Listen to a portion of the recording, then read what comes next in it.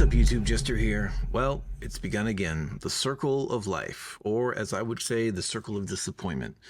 Hopefully not this time. DICE has just released some information on the next Battlefield. I think it's their first official take on what's coming next for Battlefield. They've laid some stuff out. Everybody and their mother's making videos on this, so I was kind of reluctant to do it, but I feel like I gotta just do it just to say I did it, because, I mean, this is not typically a news channel, but we're gonna dive into it anyway. Let's check it out. Battlefield Bulletin. If you guys aren't subscribed to Battlefield Bulletin, subscribe to him. He's always got the latest news on everything on X, Twitter. All right, so this is pretty much where we're at. This is what we're getting with the next Battlefield, according to them. Modern setting, Battlefield 3 and 4, we already knew that. All-out warfare, air, land, and sea. You can see these first concept art that they dropped. Some people are saying that's Gibraltar. Fuck if I know. Might as well be. Who cares? Choppers, boats, fire, explosion, cinematic warfare. It's Battlefield. There's nothing new under the sun here. It's basically everything we would expect from a modern day Battlefield. We knew it was going to be modern day. They'd said in the past it's going to be modern day. Nothing new there. All Out Warfare, we know that. Maps, well-designed play spaces that are more akin to previous Battlefields, 64 players. That's a good. We want to see. We don't want to see these huge, sprawling 128-player maps that suck. No specialists. We already knew they hated specialists since we all shit on that whole system. Class systems back, obviously. Natural disasters events. All right, this is a big negative for me. I don't like the natural disaster events. I don't like being in a fight and having a tornado just come in and fuck up my mojo. That's stupid. I hate that shit. I wish they would get rid of it. Fuck, that's irritating. Developed by DICE, Motive, Ripple, and Criterion. Okay, there's another photo here somewhere I saw. Go back. Showed all the studios involved here. DICE, Criterion, Motive, and Ripple. Here's another piece of concept art. Looks like Gulf of Oman, which is cool. Tight spaces, city fighting. I like that. Chopper, modern day type chopper. Got a guy over here in the corner. It's kind of hard to see. He's got what looks like a M16, M4 variant type of thing going on there. Modern weapon. Well, not really modern. It's an older weapon, but whatever. They're still in use.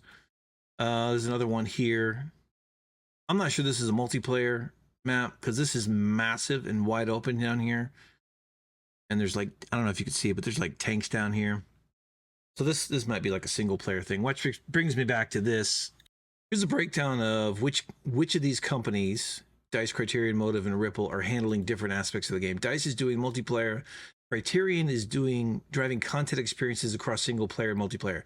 So they're doing crossover kind of stuff between for content. Like, I guess it's like Warzone in Call of Duty, right? You buy something in Black Ops, maybe it transitions into Warzone, or you can unlock things based on which game mode you're playing. Single player versus multiplayer. You unlock something in single player, crosses over to multiplayer content. I don't know if that's weapons, gadgets, cosmetics. I don't know. Motive is doing single player. So there is a single player, obviously. And Ripple Effects is doing new Battlefield experience. And they haven't really said what that is. Fueled by their unique Battlefield DNA. Well, that's another generic kind of non-explanation thing. New Battlefield experience could be something like a extraction shooter or battle royale or something. I mean, they've tried that before. It's never succeeded before. They keep locking it behind a paywall. If it's a new experience, then maybe it's going to be a free-to-play. And if it's a free-to-play, it's got a chance, because then it's like Warzone. But if they lock it behind a paywall, no one's going to play this, because I'm not going to jump into this. I'm not going to pay to jump into that. I'm going to pay to jump into multiplayer.